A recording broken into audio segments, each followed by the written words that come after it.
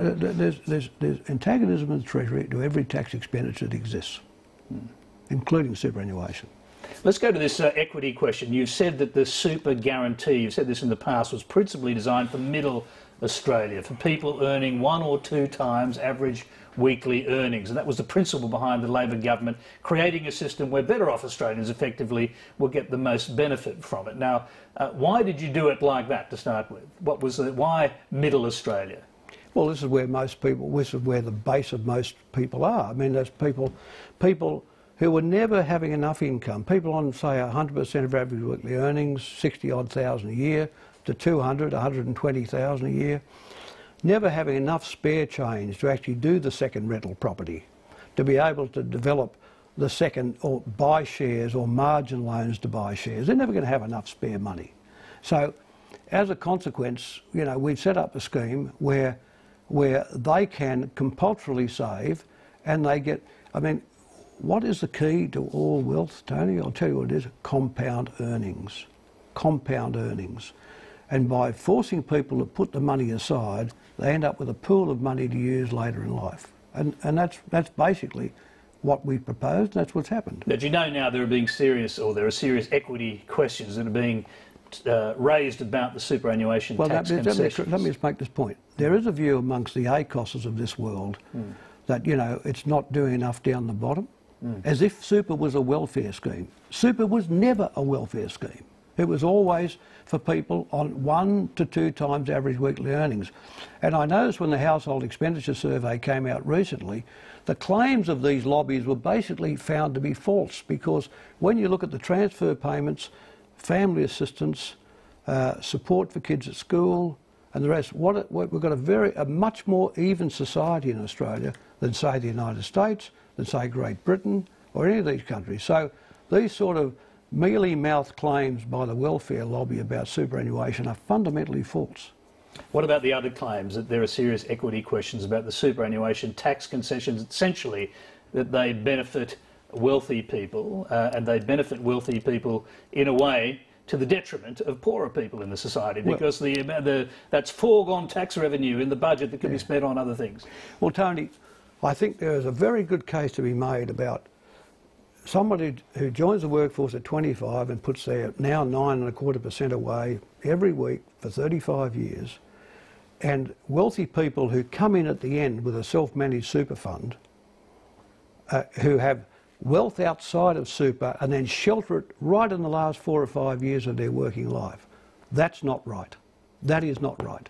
And you've got all. Well, that's what's happening now. Well, you've actually got self-managed super funds with $100 million. You've got all the people. Yeah, you've got all the people out there with, you know, flogging these self-managed super fund seminars. I see a few people I know in journalism these days are out there advertising every day, flogging seminars to sort of suck people into self-managed super.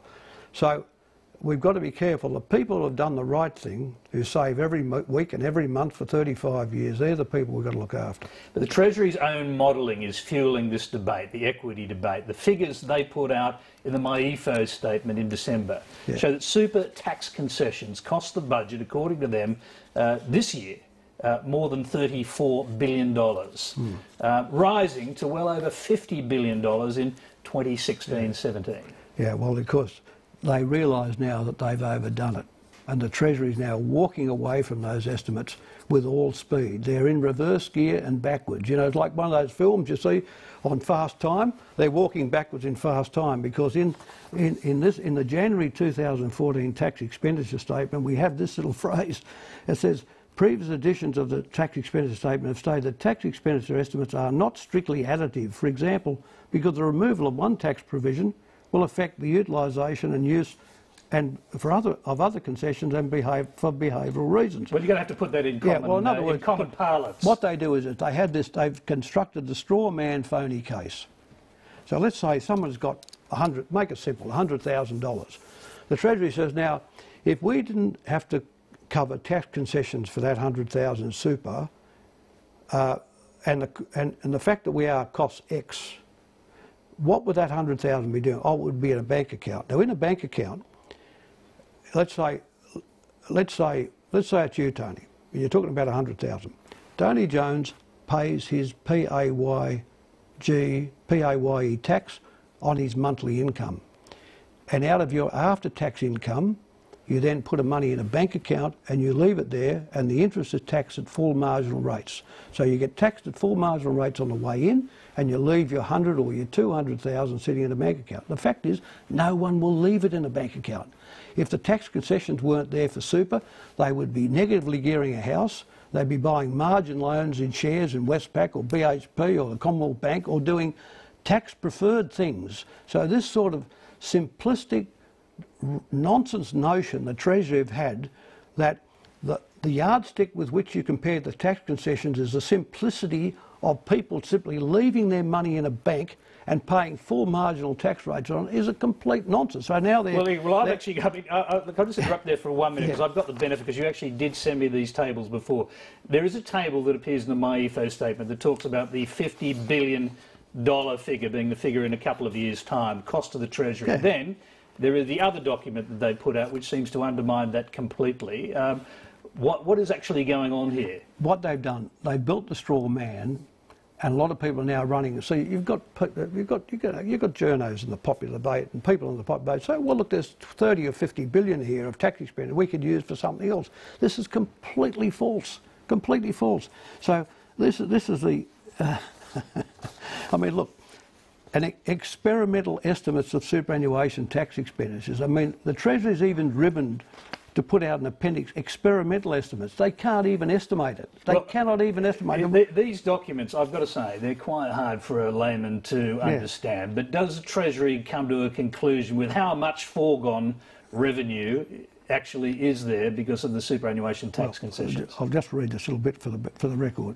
It says, this likely change in taxpayer behaviour, the revenue foregone approach does not do this. As a result, it's important to note that revenue foregone, that's a loss to the budget, tax expenditure estimates should not be interpreted as the budget impact or benefit of removing a tax expenditure, i.e. for superannuation. Okay, so do they come up with any figures? In other words, the Treasury finally is debunking its own myth about the cost of superannuation. They've massively overestimated the cost of superannuation, because if people weren't using the superannuation tax concessions, they'd be negatively gearing a second apartment, a flat, a house, buying shares with margin loans and doing all the things that clever people do. But do they come to any conclusions at all as to how much is actually foregone in terms of tax revenue? Because the figures of $34 billion this year, or $50 billion in a couple of years' time, they're pretty dramatic figures. They are. I'll find it for you. I've got it here. They say on one basis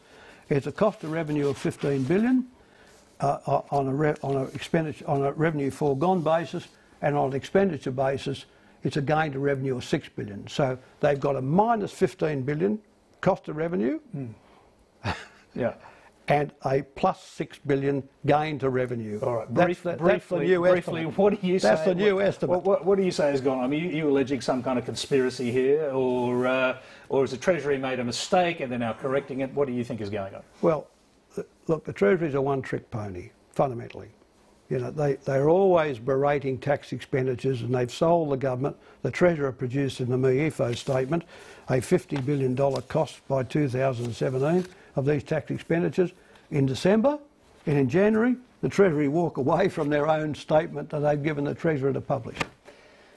I mean, look, if I was still around, I would have massacred them for this, massacred them for it. You mean actual massacre? No, I mean, you just wouldn't cop this stuff. You wouldn't cop this sort of sleight of hand behaviour. All right. We've got a couple of minutes left, and I just want to quickly move on to broader budget issues. How can governments make really any significant reforms to the sort of things you're talking about when the budget is in such serious deficit? I mean, we see what the current government is proposing to do. They're thinking about raising the pension age to 70. They're imposing tax levies or tax deficit levies, and they're putting up new taxes. I mean, how can anyone actually do the things you hope to happen when the budget is in deficit? Well, the answer is, Tony, you've got to affect the way in which the outlay side of the budget is shaped for the longer run. You've got to, like for instance, one of the first things Bob Hawke and I did in 1984 was to put an assets test on the pension to sit beside the income test. in those days, the pension was only income tested. You could have a house worth 3 or 5 million and you still got a full pension. So we put an assets test. It's those kind of structural changes which produce a medium-term change in the budget trajectory, and that's what is needed now. That is, we're not going to remedy this in 12 months. We're going to remedy it over time, but these changes which induce behavioural change, structural changes which induce behavioural changes is the way to change the spending side of the budget. And hopefully if the economy grows a bit faster and a bit stronger, the revenue starts to pick up. So you start to see the outlays slow down and the revenue pick up and the budget starts to turn back towards surplus. Okay, we've got little time left, but yeah. Jeff Kennett, former Victorian Premier, was on this program a little over a week ago, and he said, well, you can actually fix the whole problem really quickly, in fact, by Tony Abbott breaking a promise and just raising the GST or broadening the base of the GST, and he gave the figures which he indicated would actually fix up the budget deficit within a year or 2 years. Well, I don't agree with that. I like Jeff, he's a good fellow, but I don't agree. Look, I'll tell you why, Tony. The average person, their income and their expenditure are one and the same. So when you hit their expenditure with a 10% tax or a 15% tax, then they're carrying another 15% tax burden, whereas a wealthier person and many more wealthier people who don't spend all of their income and save a large proportion of it, they're not taxed by the GST. You can't build a society where the low to middle income people carry the greater burden of the tax system. Margaret Thatcher did it, of course. She doubled her sales tax and brought down income tax. That was the kind of model for how to actually do it in Thatcher. But we did it much. Look, you know, I had outlays growing at 1 to 2% less than the inflation rate for 5 years up to 1990. I mean, it can be done by a studious attention, and also in a growth economy the revenue starts to pick up. We don't need to do these kind of very nasty things in the tax system. Paul Keating, it's always very interesting to talk to you. I suspect a few Treasury officials will be reaching for their documents. Well, they know what they've done. Don't worry about that. Thank you very much.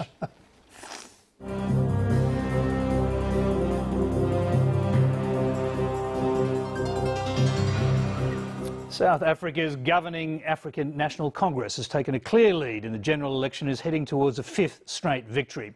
With around 1/3 of ballots counted, the ANC has about 60% of the vote. Its nearest rival, the opposition Democratic Alliance, has 29%, while a new left-wing party, the Economic Freedom Fighters, has just 4%. I think we need a realignment in South African politics. A democracy is not healthy if one party has almost 2/3 of the vote. This ballot has been dubbed the Born Free election, featuring first-time voters with no memory of apartheid. And a quick look at the weather now. A possible shower for Brisbane and Sydney. Morning, fog and frost in Canberra. Shower or two for Melbourne and Sydney. Sunny in Hobart and Darwin. Rain easing in Adelaide. And that is all from us. If you'd like to look back at tonight's very interesting interview with Paul Keating, the former Prime Minister, or review any of Lateline's stories or transcripts, you can visit our website and you can follow us on Twitter and Facebook. The Business is coming up with Ticky Fullerton. Emma Alberici will be back in this chair tomorrow. I'll see you again next week. Until then, good night.